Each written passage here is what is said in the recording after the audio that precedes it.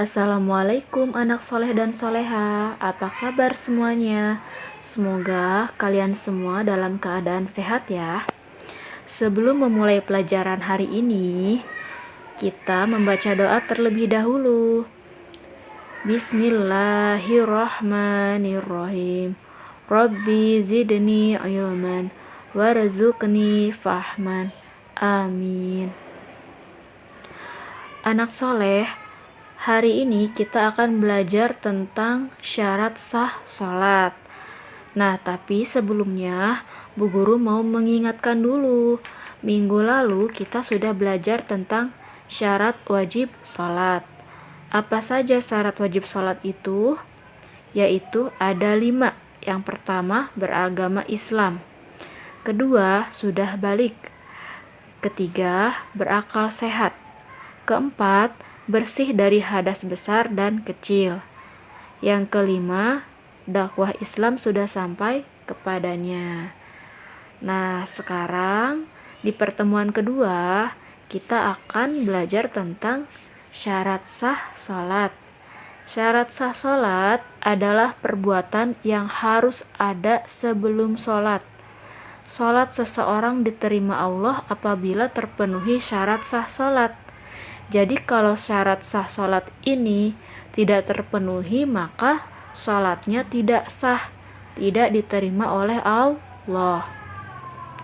Nah, syarat sah sholat itu ada apa saja? Syarat sah sholat ada 7 ya. Yang A, bersih dari hadas besar dan kecil. Yang B, bersih badan, pakaian, dan tempat dari najis. C, menutup aurat. D, telah masuk waktu sholat. E, menghadap kiblat. F, mengetahui tata cara sholat. G, meninggalkan perbuatan yang membatalkan sholat. Jadi, ketika kita mau sholat, maka kita harus pastikan dulu bahwa badan kita, pakaian kita sudah bersih dari najis, dari kotoran, dan badan kita sudah bersih dari hadas besar dan hadas kecil. Lalu setelah itu apa? Menutup aurat, memakai pakaian yang menutup aurat. Jika perempuan memakai mukena, jika anak laki-laki memakai sarung, memakai pakaian muslim, ya, jadi auratnya tidak terlihat. Lalu telah masuk waktu sholat. Jadi kalau belum waktunya azan, maka kalian jangan dulu sholat. Kalau kalian sudah sholat tapi waktu sholatnya belum muncul, belum masuk, maka sholatnya tidak sah. Jadi ketika azan sudah dikumandangkan, maka itu pertanda sudah masuk waktu sholat. Kalian baru boleh melaksanakan sholat setelah selesai azan. Lalu setelah itu menghadap kiblat. Nah, kita kalau sholat harus menghadap kiblat ya.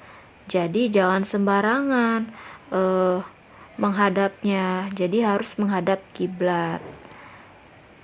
Lalu mengetahui tata cara sholat. Nah, sholat juga ada aturannya ya, tidak sembarangan, tidak semaunya. Jadi kita harus tahu dulu tata cara sholat yang benar itu seperti apa.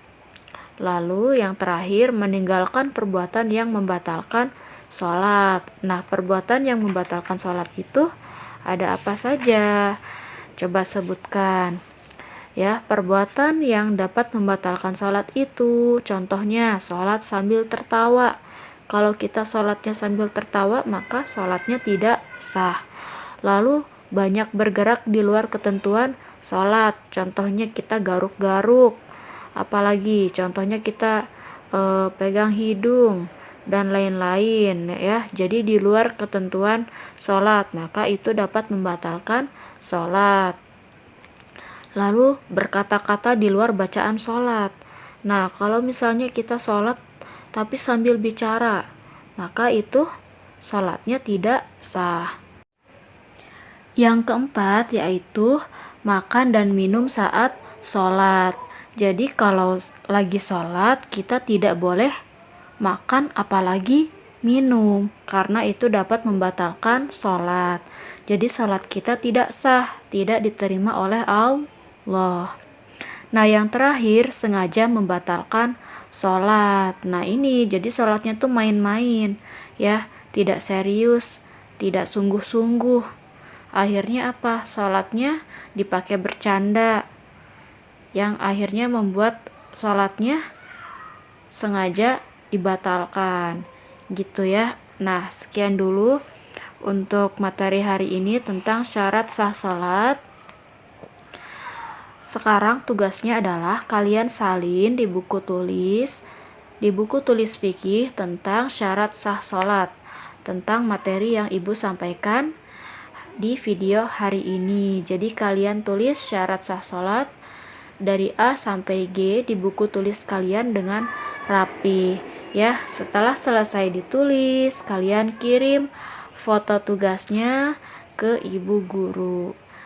Apabila ada yang ingin bertanya, kalian boleh tanyakan ke ibu guru ya.